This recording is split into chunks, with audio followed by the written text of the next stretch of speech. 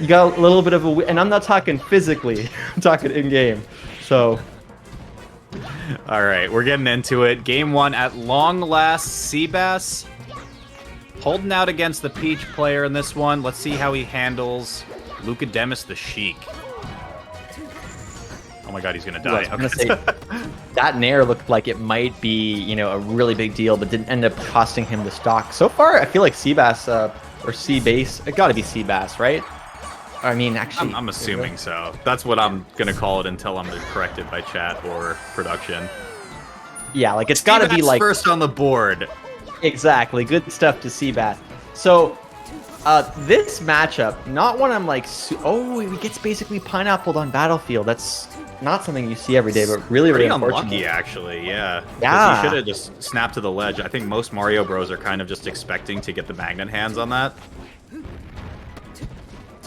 Yeah, so this matchup, generally speaking, Sheik kind of does well versus like a lot of the characters below her. But, you know, at least based on my kind of guesses, because I don't play this matchup nearly as much as I've played Marth Luigi and Falco Luigi. I feel like Sheik would still do pretty well. Feel like she's got the edge guarding tools. Yeah, that actually was a crazy reversal there. Yeah, Luigi's got some cool tricks against Sheik, kind of like a good favorable midweight to get off of some grab combos. Can kind of win in the scrap, like we saw. Case in point right there, just that crazy reversal. Single aerial is all it really took to take that stock. But really just kind of up to Lukademus on how he handles the air-to-airs from a Luigi. That was such a weird percent. He was almost positive that he was going to tech there, but just light enough to not tech and be actionable, and it just threw Lukademus off. They were like, okay, I guess you're not going to land, and oh no, now I have to do something. So once again, in an even game. Yeah, both players kind of moving and grooving right now. I think the big thing that Lukademus will eventually catch on to, and we'll see kind of how the adaptation goes over the span of this best of 5. Seabass really just opting for shield drop aerials almost 100% of the time so far. Lukademus kind of catching on to it over the last couple, but let's kind of see how he handles the offstage. So far, though, pretty big lead, 57%. Going to be kind of difficult, especially if Sheik is playing careful, and up tilt going to get a solid 36%, which I would say is a pretty big lead. Like, you can kind of keep Luigi sort of above you if you start getting the tilts going. I don't know, this seems like it's pretty uphill battle for Seabass. Yeah, it gets really sketchy too, because eventually you kind of start hitting the grab 50-50s against Sheik, where you kind of can just read DI out or DI in and just follow pretty simply with forward air or up air. A little bit harder on Luigi just because of the boy being light as a feather, but we'll kind of see maybe a grab confirm soon, or any type of weak hit into just a confirmed up air to take the stock. That might do it also, honestly. That is going to do it. Like the aggressive call out, that's definitely I think very common with mid tiers is to like over respect certain options they have. Like I think like Icy's side B is another good example where like it looks kind of threatening like when they're recovering, but really like sometimes you can just kind of you just go for it. Force your way in.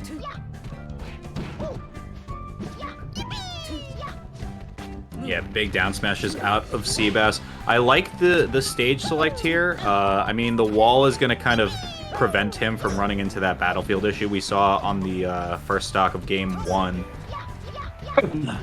And then he's going to find some pretty janky early kills with dare, forward air, you know, the entourage of aerials. But if he's getting knocked off without a jump right there, Lukademus can iron it out real quickly.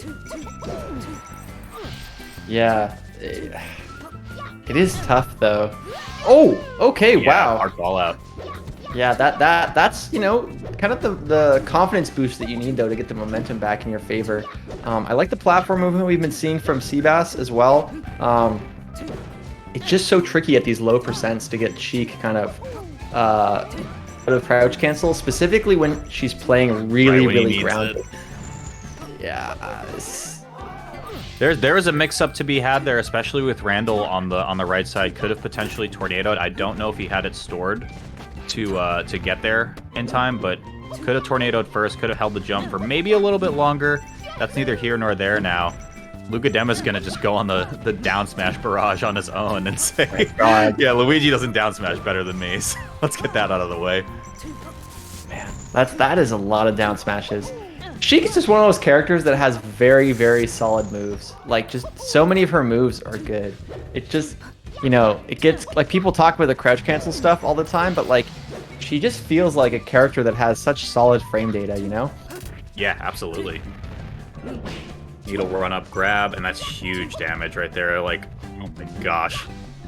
Yeah, I actually really like that decision. Just like going for the up smash and then the fair read, just to like get as much percent as you can. You know, you have a very, very solid lead. So, you know, you kind of, it's not that you can't mess this up, but like, you know, it's rough. It's hard to make that mistake. It's your game to lose, I guess is a good way to put it. Yeah, I think Lukademus is showing that he's kind of just been playing really, really strong in the neutral. So it's like if he can guarantee a bit of extra percent and maybe not go for the extended punish, then you might as well. And there we go, 2-0 in favor of the Sheik player. Luigi's got some work cut out for him, or else he's going to be exiting this live event at 4th place, I think. I believe that is correct. Definitely time to pull a bracket. But, ooh, just kind of has a raw air dodge. I'm not really sure what Seabass was going for there. Because, like, obviously it could be an input mistake. I guess that it must be, because I can't really think of, like, it isn't like a Wavelander attempt at that spacing. Wow. Weird. Yeah, nice read on the jump, too. Could have potentially grabbed ledge, but Seabass not quite there on the draw. And there's the commitment to the ledge that we saw to steal that stock away in game 2. Kind of one of the options that Luigi needs to go for to, you know, counter the Shino stall out of a Sheik player. Yeah, this has been... we've said this a bunch of times whenever we watch, like, a Luigi or any kind of Mario Brother, but, like, sometimes you can just really see the weakness of the character in a game, particularly when you're watching a more high-level game like what we're watching now, where the Sheik knows to just, like, do stuff that's really annoying for Luigi. Like, you know, the way that Lukademus is playing, it's not, like, cheesy or campy, it's just annoying, wow, for a character that is gonna barely make it back. Yeah, but he did hold Tornado, but now he should die for it. Yeah. He had to, though. He wouldn't have been able to make it back, right? Yeah, I definitely see what you're saying, too. I think a funny thing, shoutouts to B-Bats and Teslick, who I had met at the local tonight as well. B-Bats, of course, part of the... Oh my gosh, so fast.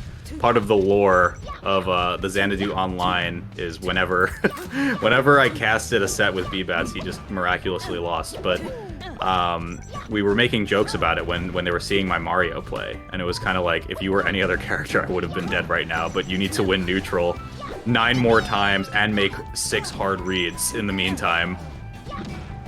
Yeah, it really is brutal. And that is going to be not the game and the set, but...